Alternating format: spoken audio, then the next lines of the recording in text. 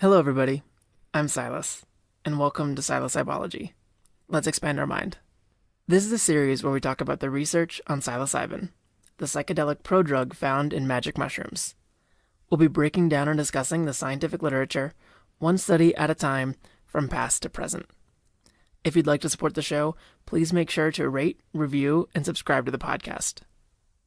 As we mentioned on the last episode, today we're going to finish up talking about part of last week's study, as well as discuss a new article titled Effect of Centrally Acting Drugs on Mobilization of Free Fatty Acids, published in 1964. Also, apologies in advance if my voice sounds a little hoarse today. What I think is particularly cool about this episode is that it's almost a mini capstone on the topic of psychedelics and circulating free fatty acids. We're going to discuss what we've learned so far, what questions today's study is able to answer, and what new questions should inform future research. For those just tuning into the podcast for the first time, free fatty acids are an important source of fuel for the body that can come from the breakdown of stored triglycerides, the main component of body fat, or they can be converted from carbohydrates. Prior to today's study, we've seen that in 3 independent experiments conducted by 3 different sets of researchers, psilocybin, and seemingly some psychedelics more broadly, increase the amount of free fatty acids that are circulating in the blood. This was shown specifically in episodes 16, 17, and 22. Now, circulating free fatty acids was also an outcome in the paper we discussed last week, which administered mescaline, LSD, psilocybin, and a combination of the 3 drugs at once to a group of 24 participants. Part of the reason I wanted to wait to talk about this outcome until today is that in addition to having an episode dedicated to this topic, it's because the data from last week's study was essentially republished in today's paper. The difference is that in the paper we'll be discussing today, the authors also included data on the effects of 6 other drugs on circulating free fatty acids.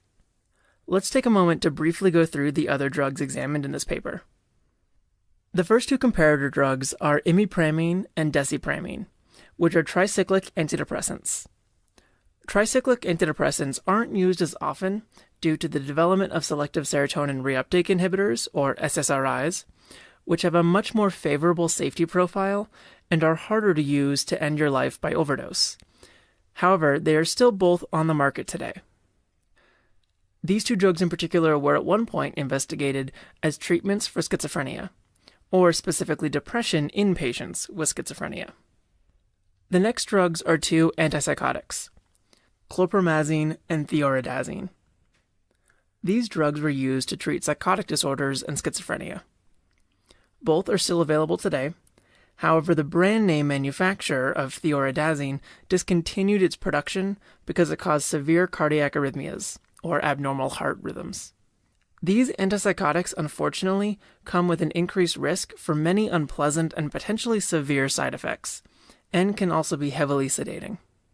Another comparator drug was reserpine, which, although used to treat high blood pressure, has also been used to treat psychotic symptoms in individuals with schizophrenia, and was used as a tranquilizer. The last drug used in this study was benzoquinamide, an antiemetic drug that was synthesized in the 1960s but has since been discontinued. An antiemetic drug is one that is used to treat vomiting and nausea. Despite its antiemetic properties, it was also at one point examined as a possible treatment for anxiety and schizophrenia, possibly due to its sedating properties. Taking a step back for a second, I want to highlight what I see as an important consequence for comparing drugs like mescaline, LSD, and psilocybin to those that we just mentioned. First off, did you notice the common thread that connected all of the comparator drugs? Each of the non-psychedelic drugs we just went through were at one point in time investigated as a treatment for schizophrenia. The problematic consequence of this is that it reinforces the fear-based association researchers at the time had between psychedelics and psychosis and schizophrenia. An association that unfortunately has been propagated amongst later generations of researchers as well as the general public.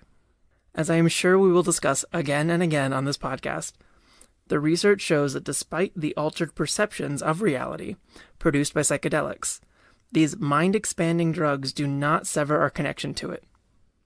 Individuals undergoing a psychedelic experience remain aware that their experiences are being produced by the drug, and these experiences are vastly different from the hallucinations experienced by those with schizophrenia or other psychotic disorders.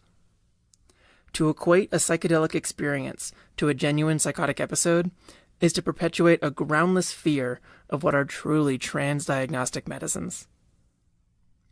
I know that was a bit of a divergence from the main topic for today, but one of the many things I personally have been getting out of going through all of this research has been a better understanding of how perceptions of psychedelics have been shaped over the years, and I think researchers have had a substantial role in influencing those perceptions. Getting back to the study at hand, the researchers administered all of our drugs of interest, as well as the combination of psilocybin, mescaline, and LSD, and then measured levels of circulating free fatty acids at baseline, and again 30 minutes, 1 hour, 2 hours, and 4 hours post-drug administration. One of the limitations of this study is that the samples varied in terms of both the demographics and number of participants between the different drugs. This resulted in a lot of variability in baseline levels of free fatty acids. To try and account for this, the researchers chose to report on the percent change in free fatty acids between baseline and 4 hours post-administration, rather than report absolute values. They chose to use the 4-hour mark as the comparison point because this was the time that most of the drugs had the greatest percent change from baseline.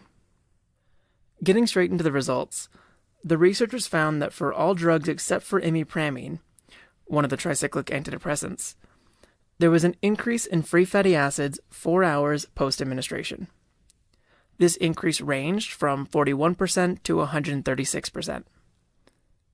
Although on average psychedelics produced the largest increase, the individual drug that produced the greatest increase was benzoquinamide at 136%, with mescaline producing the second highest increase at 115%. Let's take another step back and talk a bit more about the outcome again. One of the reasons that researchers were interested in examining free fatty acids is that changes in circulating free fatty acids were believed to be a predictor of emotional stress and central nervous system arousal, particularly because epinephrine, also known as adrenaline, is known to cause levels of free fatty acids to rise. Placed in a larger context, prior research up to this point has indicated that psilocybin not only produces an arousal pattern in electrocardiographic brain readings, but that psilocybin also exerts some effect on the adrenal glands. Taken together, this led some researchers to hypothesize that circulating free fatty acids may be causally associated with the intensity of the psychedelic experience, either because they are directly producing symptoms such as hallucinations, or because the increase in adrenaline is the cause of the psychedelic experience, and free fatty acids is simply an accurate proxy measure for adrenaline. With this in mind, what do the results then tell us about this hypothesis? Well, focusing in on just the psychedelics for now, the results were not what the researchers were expecting. The researchers noted that while mescaline produced the greatest rise in free fatty acids, LSD produced the lowest rise in free fatty acids. The reason this was unexpected is because in this study they ranked the drugs in their ability to produce clinical effects. And if circulating free fatty acids were in fact related to the intensity of the experience, then the researchers would have predicted LSD to have produced one of the highest elevations in free fatty acids. Moreover, the researchers stated that, quote, an exhaustive attempt was made to correlate degree of free fatty acid increase with clinical evidences of stress as measured by questionnaire data or self-report mood scales. Such correlations proved unfruitful, suggesting that nervous system stimulation shown physiologically may not necessarily be perceived psychologically in the same degree. The idea that free fatty acid increase is unrelated to psychedelic experience, in my opinion, is further supported simply by the fact that all but one of the drugs used in this study produced an increase in free fatty acids, despite many of them having much more sedating properties, and the fact that some are used specifically to inhibit the experience of hallucinations rather than produce them. To add the cherry on top, so to speak, This also confirms the findings from the small study we discussed in episode 17, which noted that one of the 5 participants given psilocybin did not experience any increase in free fatty acids, despite still reporting having had a psychedelic experience, which would indicate that elevations in circulating free fatty acids are not necessary for such experiences. Based on all the evidence we have so far, it does seem like the increase in circulating free fatty acids is a side effect of psychedelics, rather than a contributing factor to the key aspects of the psychedelic experiences these drugs produce. So although I feel we've come to a fairly decent understanding of the role of free fatty acids in the psychedelic experience, there's actually still an important aspect of this outcome I think that's worthy of discussion.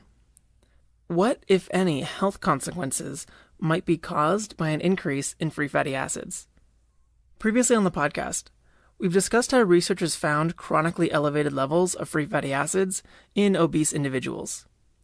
We've also discussed how chronically elevated levels of free fatty acids have been linked to insulin resistance and chronic inflammation.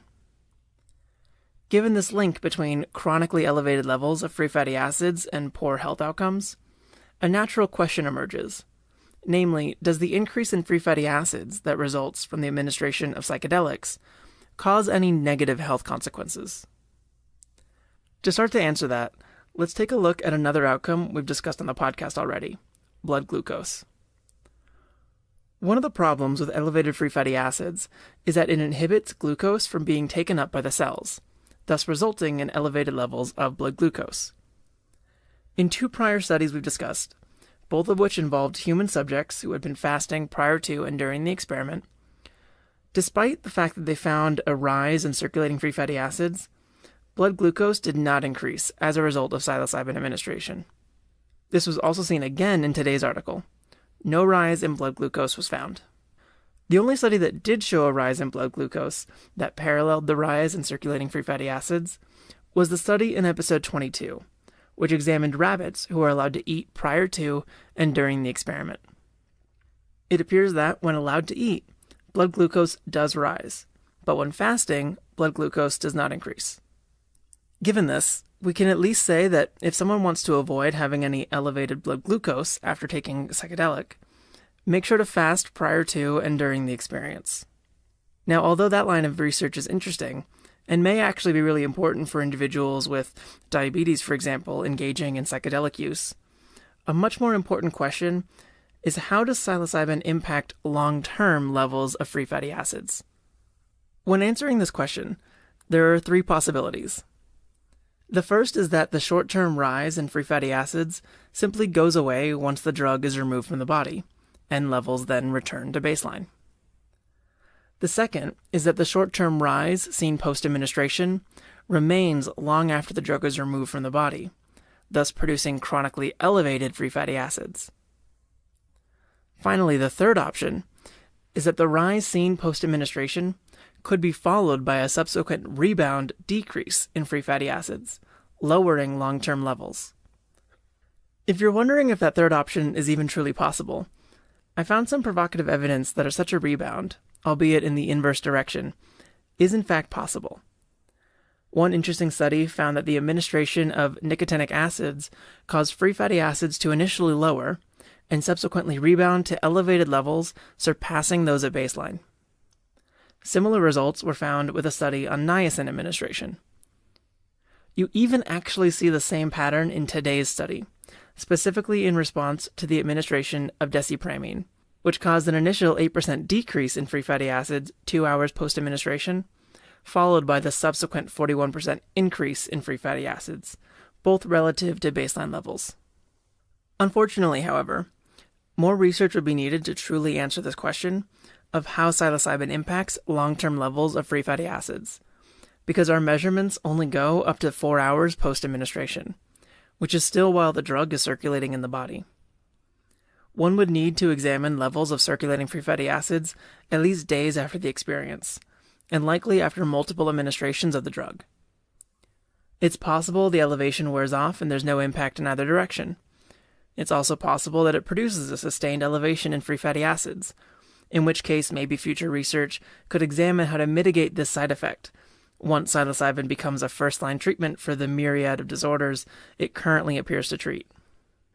And finally, it's possible that psilocybin produces lowered levels of circulating free fatty acids, and potentially then improves our health, thus adding metabolic disorders as a new class of ailments that this medicine may be able to treat. To sum everything up, the first key takeaway, as stated by the authors of today's study, is that, quote, effects of centrally acting drugs on plasma free fatty acid levels do not provide clues to their clinical therapeutic effects. The second key takeaway is that more research is needed to determine what, if any, health impacts psilocybin may have on resting levels of free fatty acids. Well, that's it for today's episode. As always, I really hope you enjoyed the show. If you have any questions, feedback, or ideas for the podcast, please let me know. You can find out all of the ways to reach me on the website, psilocybology.org, where you can also find the full transcript for each episode if interested. Thank you to everyone out there who's been leaving reviews and comments about the show. I really appreciate it. Thank you all for listening, and I'll talk to you next time.